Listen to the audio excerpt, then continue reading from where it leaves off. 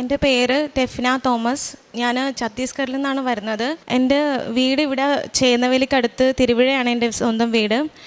ഞാൻ ഉടമ്പടി എടുത്തത് 20/7/2022 ഞാൻ ഉടമ്പടി എടുത്തത്.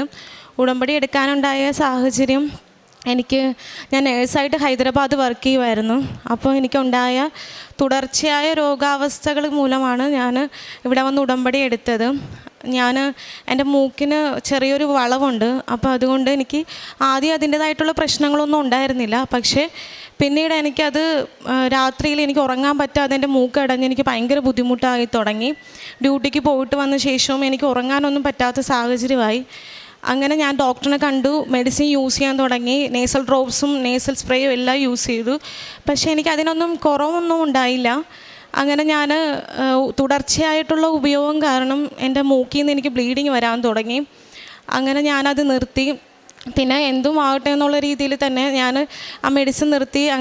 അങ്ങനെ പോയിക്കൊണ്ടിരിക്കുന്ന സമയത്ത് തന്നെ എൻ്റെ സ്കിന്നിൽ എനിക്കൊരു ഫംഗൽ ഇൻഫെക്ഷൻ പോലെ സ്റ്റാർട്ടായി. അത് ഡോക്ടറെ കൊണ്ട് അതും കാണിച്ചു. അപ്പോൾ ഈ മൂക്കിൻ്റെ പ്രശ്നവും എനിക്കുണ്ട്. അപ്പോൾ ഞാൻ ഡോക്ടറിനെ കാണിച്ചപ്പോൾ ഡോക്ടർ എനിക്ക് മെഡിസിൻ തന്നു. അപ്പോൾ ഇങ്ങനെ ഈ തുടർച്ചയായിട്ടുള്ള രോഗവും കൂടെയുള്ള വർക്ക് ചെയ്യുന്നവരൊക്കെ ആണെങ്കിലും എപ്പോഴും നിനക്ക് രോഗം മാറുന്നില്ല, അങ്ങനെയൊക്കെയുള്ളൊരു സംസാരമൊക്കെ ഉണ്ടാകാൻ തുടങ്ങി. അപ്പോൾ ഞാൻ അതിൻ്റെ മെഡിസിനും കഴിക്കാൻ തുടങ്ങി. അങ്ങനെ ഈ 2 രോഗവും ഇരിക്കെ തന്നെ എനിക്ക് പെട്ടെന്നൊരു ദിവസം ഭക്ഷണം കഴിച്ച് കഴിയുമ്പോൾ വേദന വരാൻ തുടങ്ങി. അപ്പം ഞാൻ വിചാരിച്ചു ഞാൻ ഈ കഴിച്ച മരുന്നിൻ്റെയൊക്കെ എല്ലാം പ്രശ്നം കൊണ്ടായിരിക്കും എന്ന് വിചാരിച്ചിട്ട് ഞാൻ ആ മെഡിസിനൊക്കെ നിർത്തി. പക്ഷേ എനിക്ക് അതുകൊണ്ടൊന്നും ഗുണമൊന്നും ഉണ്ടായില്ല. എനിക്കത് വീണ്ടും എനിക്കത് പ്രശ്നം സിവിയർ ആയിക്കൊണ്ടേയിരിക്കുമായിരുന്നു. ഞാനങ്ങനെ ഒരു ദിവസം ഇങ്ങനെ ഭയങ്കര വേദന കാരണം ഞാൻ തീരുമാനിച്ചു ഞാൻ എന്തായാലും നാട്ടിൽ പോവാം. ഇവിടെ എനിക്ക് അവിടെ ചെയ്യുന്നതിനൊക്കെ ഭയങ്കര ബുദ്ധിമുട്ടായിരുന്നു, പൈസയുടെ കാര്യങ്ങളൊക്കെ. അപ്പം ഞാൻ നാട്ടിൽ പോകാൻ തീരുമാനിച്ച്. അപ്പോൾ എനിക്ക് ഈ തുടർച്ചയായിട്ടുള്ള രോഗാവസ്ഥ കാരണം തന്നെ ഞാൻ വിചാരിക്കുന്നുണ്ട്, ഞാൻ പ്രാർത്ഥനയിൽ നിന്ന് ഒരുപാട് മാറിപ്പോയായിരുന്നു. ഞാൻ നല്ലപോലെ പ്രാർത്ഥിക്കുകയും പള്ളിയിൽ പോവുകയൊക്കെ ചെയ്യുന്ന ഒരാളായിരുന്നു. എൻ്റെ ജീവിതത്തിൽ നിന്ന് പ്രാർത്ഥന, ദൈവം എല്ലാം, കുർബാനയൊക്കെ എല്ലാം മാറിപ്പോയപ്പോൾ എനിക്ക് മനസ്സിലായി ഈ രോഗാവസ്ഥകൾ എന്നെ ദൈവത്തിലോട്ട് അടുപ്പിക്കുവാണ്. ഒരിക്കലും അതെന്നെ ശിക്ഷിക്കുന്നതല്ല, പക്ഷേ എൻ്റെ ദൈവം എന്നെ സ്നേഹിക്കുവാണെന്ന് എനിക്ക് മനസ്സിലായി. ഞാനങ്ങനെ നാട്ടിൽ വരുമെന്ന് തീരുമാനിച്ചു. അപ്പോൾ എനിക്ക് എൻ്റെ മനസ്സിൽ പറയുന്നുണ്ട്, ഉടമ്പടി എടുത്താൽ ഉറപ്പായിട്ടും മാറും, എൻ്റെ ജീവിതവും മാറും, എൻ്റെ അവസ്ഥകളെല്ലാം മാറുമെന്ന് എനിക്ക് മനസ്സിലായി. അങ്ങനെ ഞാൻ ഇവിടെ വന്ന് ഉടമ്പടി എടുക്കാൻ തീരുമാനിച്ചു. അപ്പോൾ ഇതൊന്നും എൻ്റെ വീട്ടിലറിയില്ല. അപ്പം ഞാൻ വീട്ടിൽ വന്ന് പറഞ്ഞപ്പോൾ എല്ലാവരും പറഞ്ഞു ഹോസ്പിറ്റലിൽ പോകാൻ പറഞ്ഞു. അങ്ങനെ ഹോസ്പിറ്റലിൽ പോയി. ഹോസ്പിറ്റലിൽ ചെന്ന് കാണിച്ചപ്പോൾ ഡോക്ടർ പറഞ്ഞത് എൻഡോസ്കോപ്പി ചെയ്യണം. അങ്ങനെ എൻഡോസ്കോപ്പ് ചെയ്തു. എൻഡോസ്കോപ്പ് ചെയ്തപ്പോഴേക്കും എനിക്ക് 25-27 സെൻറ്റിമീറ്ററിലൊക്കെ നീളത്തിലുള്ള വലിയ അൾസറുകളുണ്ട്. അതുകൊണ്ടാണ് എനിക്ക് ഇങ്ങനെ വേദന വരുന്നത്. ഫുഡ് കഴിക്കാൻ പറ്റാത്ത അവസ്ഥ, വെള്ളം പോലും എനിക്ക് കുടിക്കാൻ പറ്റത്തില്ലായിരുന്നു. ഞാൻ ഒരു സൈഡിൽ കൂടെ 3 സ്പൂൺ വെള്ളമൊക്കെ ആയിരുന്നു ഒരു ദിവസം കുടിച്ചുകൊണ്ടിരുന്നത്. അങ്ങനെ ഞാൻ വന്ന് ഇവിടെ ഡോക്ടറിനെ കണ്ട് ഞാൻ എൻഡോസ്കോപ്പ് ചെയ്തപ്പോൾ ഡോക്ടർ പറഞ്ഞ അൾസറുണ്ട്. അതുപോലെ എനിക്ക് ആമാശയത്തിൻ്റെയും അന്നനാളത്തിൻ്റെ ഇടയിലായിട്ട് കുറേ ട്യൂമേഴ്സ് ഉണ്ട്. അപ്പോൾ അതിൻ്റെതാണ് എനിക്കിങ്ങനെ പ്രശ്നമെന്ന് പറഞ്ഞു. അങ്ങനെ ഞാൻ അത് ഡോക്ടറിൻ്റെ അടുത്ത് ട്രീറ്റ്മെൻറ്റ് ചെയ്യാനായിട്ട് തീരുമാനിച്ച് അങ്ങനെ വീട്ടിൽ പറഞ്ഞപ്പോൾ ഞാനിങ്ങനെ ഉടമ്പടി എടുക്കണം എന്നുള്ള തീരുമാനം ഉറച്ചു. അങ്ങനെ ഇവിടെ വന്ന് ഉടമ്പടി എടുത്തു കഴിഞ്ഞപ്പോൾ ഞാൻ മാതാവിനോട് ഒന്നേ പ്രാർത്ഥിച്ചുള്ളൂ. കാരണം ആ ട്യൂമേഴ്സ് എന്താണെന്ന് എനിക്കറിയായിരുന്നു, എൻഡോസ്കോപ്പി റിപ്പോർട്ടിലുണ്ടായിരുന്നു. പക്ഷെ ഞാനത് ആരോടും പറഞ്ഞില്ല. മാതാവിനോട് ഒന്നേ ഞാൻ പ്രാർത്ഥിച്ചുള്ളൂ, എനിക്ക് എന്താണെങ്കിലും ക്യാൻസർ ആണെങ്കിലും പക്ഷേ അത് ഇവിടെ കൊണ്ട് തീർത്തോണം. എനിക്ക് മുന്നോട്ട് ആ ക്യാൻസർ കൊണ്ട് ജീവിക്കാൻ വയ്യ. അതല്ലെങ്കിൽ മരുന്ന് കഴിച്ചാൽ മാറാവുന്ന ഒരു അസുഖമായിട്ട് നീ എനിക്ക് മാറ്റിത്തരണമെന്ന് മാത്രമേ ഞാൻ പറഞ്ഞിട്ടുണ്ടായിരുന്നുള്ളൂ. അങ്ങനെ 2 ദിവസം കഴിഞ്ഞപ്പോഴേക്കും റിപ്പോർട്ട് വന്നു. അപ്പോൾ എനിക്ക് ഉടമ്പടി എടുത്ത് 2 ദിവസം കഴിഞ്ഞപ്പോൾ തന്നെ എനിക്കെല്ലാം മാറാൻ തുടങ്ങി. ഞാൻ ഒരു മരുന്ന് ഉപയോഗിച്ചിട്ടില്ല, ഒരു മെഡിസിൻ പോലും ഞാൻ കഴിച്ചിട്ടില്ല. എൻ്റെ സ്കിൻ അലർജി മാറി, എൻ്റെ എൻ്റെ വയറിൻ്റെ പ്രശ്നം മാറി, എനിക്ക് ഭക്ഷണം കഴിക്കാം, എല്ലാം എനിക്ക് ചെയ്യാം, ഒരു കുഴപ്പവും എനിക്ക് ഉണ്ടായിരുന്നില്ല.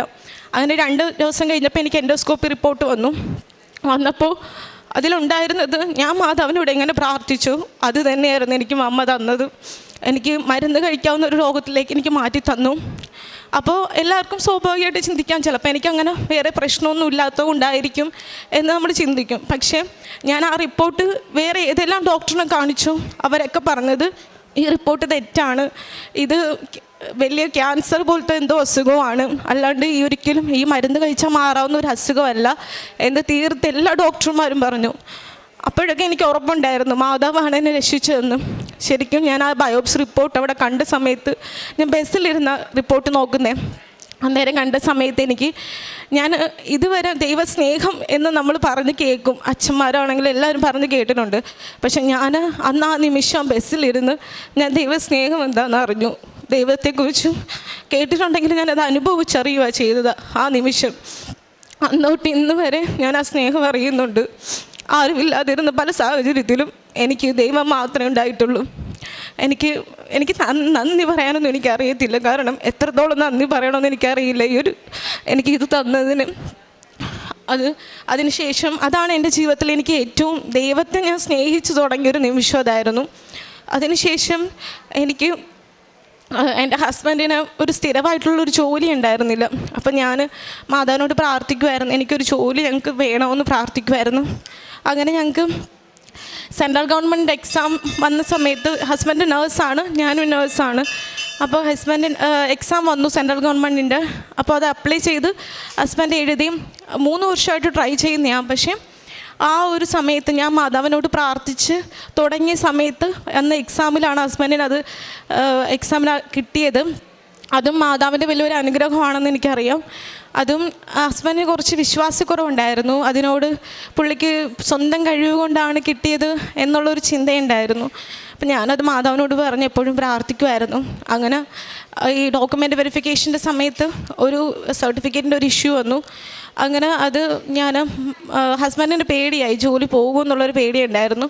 2 മാസം സമയമായിരുന്നു ആ സർട്ടിഫിക്കറ്റിന് വേണമെന്ന് പറഞ്ഞാൽ. പക്ഷേ എനിക്കറിയാമായിരുന്നു അമ്മ തന്നതാണെങ്കിൽ അതൊരിക്കലും നഷ്ടപ്പെടില്ല എന്ന് എനിക്ക് ഉറപ്പുണ്ടായിരുന്നു. അങ്ങനെ ഞങ്ങൾ പ്രാർത്ഥിച്ചു. ഹസ്ബൻഡ് ഒരുപാട് പ്രാവശ്യം ട്രൈ ചെയ്തിട്ടും കിട്ടുന്നില്ല എന്നുള്ള സാഹചര്യം വന്നപ്പോൾ ഹസ്ബൻഡ് തന്നെ light A candle prayer request ഇട്ട് പ്രാർത്ഥിച്ചു. അന്ന് 2 മാസം എടുക്കുമെന്ന് പറഞ്ഞ സർട്ടിഫിക്കറ്റ് അന്ന് രാത്രി അവിടുത്തെ ഒരു സാറ് വഴി, എനിക്ക് ഉറപ്പുണ്ടത് അമ്മ തന്നെയാണ് പറയിപ്പിച്ചതെന്ന് എനിക്കറിയാം. അവിടുത്തെ ഒരു വലിയൊരു സാറുണ്ടായിരുന്നു, ആ സാറ് വഴി ആ സർട്ടിഫിക്കറ്റ് അന്ന് സാധാരണ ഗവൺമെൻറ് വർക്കിംഗ് ടൈം 5 മണി വരെയൊക്കെയാണ്. അന്ന് ആ സാറ് കാരണം രാത്രി 8:30 വരെ ഇരുന്നിട്ട് ആ സർട്ടിഫിക്കറ്റ് എൻ്റെ ഹസ്ബൻഡിന് കിട്ടി. അന്ന് അത് ശരിക്കും എൻ്റെ ഹസ്ബൻഡിന് ശരിക്കും വിശ്വാസം കൂടാനുള്ള ഏറ്റവും വലിയൊരു കാര്യമായിരുന്നു. അതും അമ്മ തന്നെ തീരുമാനിച്ചതാണെന്ന് എനിക്കറിയാം. അമ്മയുടെ ഇഷ്ടമാണ് അതെല്ലാം. അപ്പച്ചൻ്റെ അമ്മച്ചനും കാര്യം 2 പേർക്കും ഷുഗറും പ്രഷറും ഒക്കെ ഉള്ളതാണ്. അപ്പോൾ ഒരു പ്രാവശ്യം അമ്മ വിളിച്ച് പറഞ്ഞു അമ്മയുടെ മുഖം ഇങ്ങനെ ഒരു സൈഡിലോട്ട് പോകുന്നെന്നൊക്കെ പറഞ്ഞു. അപ്പോൾ എനിക്കറിയാം അത് സ്ട്രോക്കിൻ്റെ പ്രശ്നമാണെന്ന് എനിക്കറിയായിരുന്നു. ഞാൻ മാധവനോട് പറഞ്ഞു ഒരു കുഴപ്പമുണ്ടാക്കരുത്, BP ഒക്കെ നോർമലായിട്ടിരിക്കണം, ഗുളികയൊന്നും കഴിക്കത്തില്ല അവർ നോക്കിക്കോണമെന്ന് പറഞ്ഞ് പ്രാർത്ഥിക്കുമായിരുന്നു. അതിൻ്റെ ഫലമായിട്ട് അമ്മച്ചിക്കും അപ്പച്ചനും 2 പേർക്കും ഷുഗറും പ്രഷറും ഇപ്പം ഒരുപാട് നോർമൽ അല്ലെങ്കിലും ഒത്തിരി ഹൈ ആകാതെയും ഒത്തിരി താഴ്ന്നു പോകാതെയും അത് കുഴപ്പമില്ലാതെ പോകുന്നുണ്ട്. പിന്നെ എൻ്റെ ചേച്ചിയുടെ അനിയത്തിയും ഡെലിവറി സമയം ചേച്ചിക്ക് ആദ്യത്തെ ഡെലിവറിയിൽ കുറച്ച് കോംപ്ലിക്കേഷൻസ് ഒക്കെ ഉണ്ടായിരുന്നതാണ്. അപ്പോൾ 2ാമത് ചേച്ചി പ്രഗ്നൻ്റ് ആയിരുന്നപ്പോൾ പേടിയുണ്ടായിരുന്നു. അപ്പോൾ അന്ന് ആദ്യം വന്ന സമയത്ത് ഇവിടെ വന്ന് മാതാവിൻ്റെ അടുത്ത് പ്രാർത്ഥിച്ചാണ് ചേച്ചി രക്ഷപ്പെടുകയൊക്കെ ചെയ്തത്. ചേച്ചി സാക്ഷ്യം പറഞ്ഞതാണ്. അപ്പോൾ 2ാമത്തെ പ്രാവശ്യം അത് പ്രശ്നം ഉണ്ടാകാതിരിക്കാൻ വേണ്ടിയിട്ട് ഞാൻ മാതാവിൻ്റെ അടുത്ത് അത് ഉടമ്പടിയിൽ നിയോഗമായിട്ട് വെച്ച് പ്രാർത്ഥിച്ചിട്ടുണ്ടായിരുന്നു. അങ്ങനെ 2 പേരും ഒരു കുഴപ്പമില്ലാതെ C-സെക്ഷൻ ആയിരുന്നു. 2 പേർക്കും ഒരു കുഴപ്പമില്ലാതെ കുഞ്ഞിനെയുമായിട്ട് വീട്ടിൽ വരാൻ സാധിച്ചു. പിന്നെ എൻ്റെ ഒരു ഫ്രണ്ടിന് സൗദി പ്രോമോട്ടർ എക്സാം കിട്ടുന്നുണ്ടായിരുന്നില്ല. ഫ്രണ്ടിനോട് ഞാൻ പറയുമായിരുന്നു ഇത് സാക്ഷ്യം കേൾക്കാനും അതുപോലെ ലൈറ്റ് ക്യാൻഡിൽ പ്രേയർ റിക്വസ്റ്റ് ഇട്ട് പ്രാർത്ഥിക്കാനും. അതിൻ്റെ ഫലമായിട്ട് അവൾക്ക് അതിട്ട് പ്രാർത്ഥിച്ചതിൻ്റെ ഫലമായിട്ട് എക്സാം അവൾക്ക് ക്വാളിഫൈഡായി. അങ്ങനെ അതും മാതാവിനോട് പ്രാർത്ഥിച്ച് മാതാവിനെ സാക്ഷ്യപ്പെടുത്താമെന്ന് ഞാൻ പറഞ്ഞിട്ടുണ്ടായിരുന്നു.